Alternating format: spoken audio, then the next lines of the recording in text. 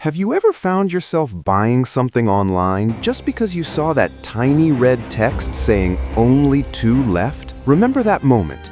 Your heart raced, your palms sweated, and your logic shut down. You just had to have it. You clicked buy. You felt relieved. Then the package arrived and you asked yourself, why did I buy this? Congratulations! You became a victim of Robert Cialdini's scarcity principle, but we will call it the Rule of Rarity. The rule is as old as humanity and very simple. People want what they cannot have. The harder it is to get something, the more value our brain automatically assigns to it. Have you heard of the famous cookie experiment mentioned in the book? Researchers offered people 2 jars of cookies. In the first jar, there were 10 cookies. In the second jar, there were only 2 cookies. The cookies were exactly the same brand, same taste, same freshness. But the result was shocking. Almost all participants rated the cookies in the jar with only 2 left as tastier and more valuable. Why are we like this? Are we stupid? No, this is one of the shortcuts in our brain. Our brain thinks if there are only a few left, everyone must want this. If everyone wants it, it must be the best. In the modern world, we call this FOMO, but Cialdini calls it loss aversion. Our brain is driven more by the fear of losing something than by the desire to gain it.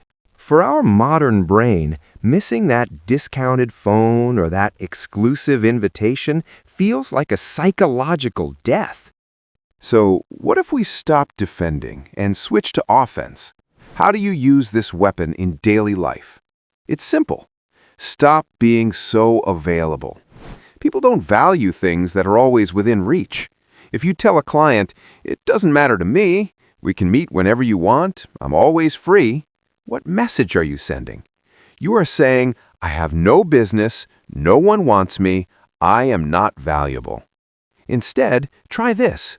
My calendar is quite full this week, but I have a slot open on Tuesday between 2 p.m. and 3 p.m. Would you like me to reserve it for you?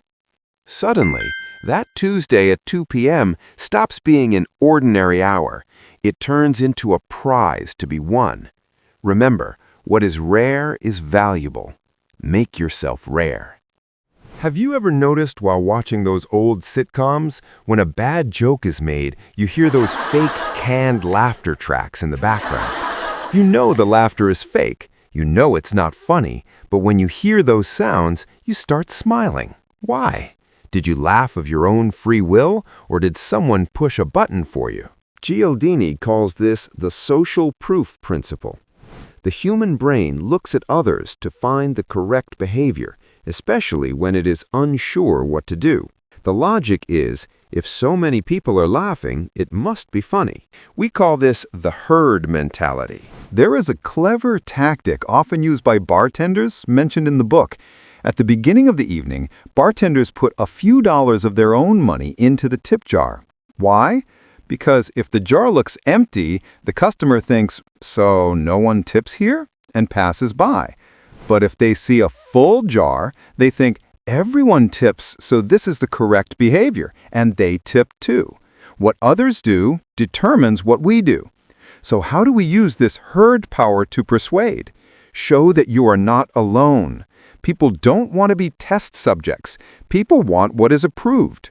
When persuading someone, "This is a great product, you should buy it," is weak, but saying, 5,000 people bought this product last month and 98% were satisfied, that is a deal closer.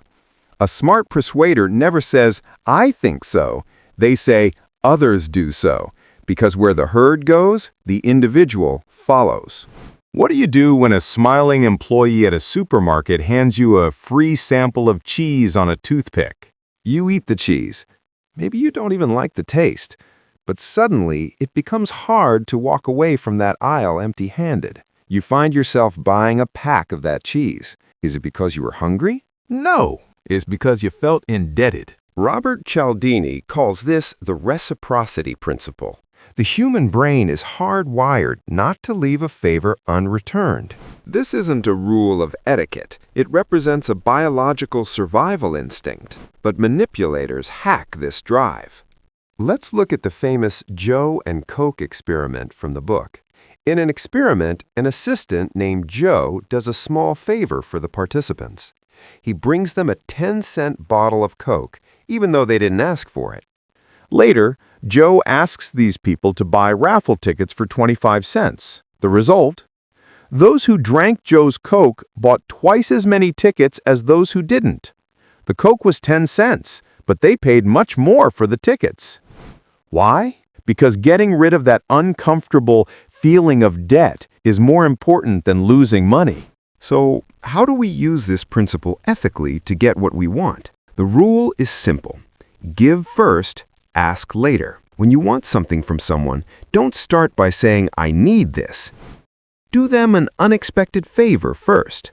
Buy them a coffee when they don't expect it. Do a small, costless gesture. The moment you do this, an invisible debt meter starts running in the other person's brain. And when you make your big request, they will be much more likely to say yes, because they aren't actually helping you. They are paying off their own debt. What I have told you is just 1% of the treasure in Robert Cialdini's book, Influence. Life is too precious to be dragged along by other people's decisions. Persuasion is not a manipulation tool. It is the art of showing the value you deserve. If you've learned even one thing from this video, remember this: knowledge only becomes power when you take action. If you're ready to stop searching for answers and start mastering the rules of life, subscribe and join us on this journey.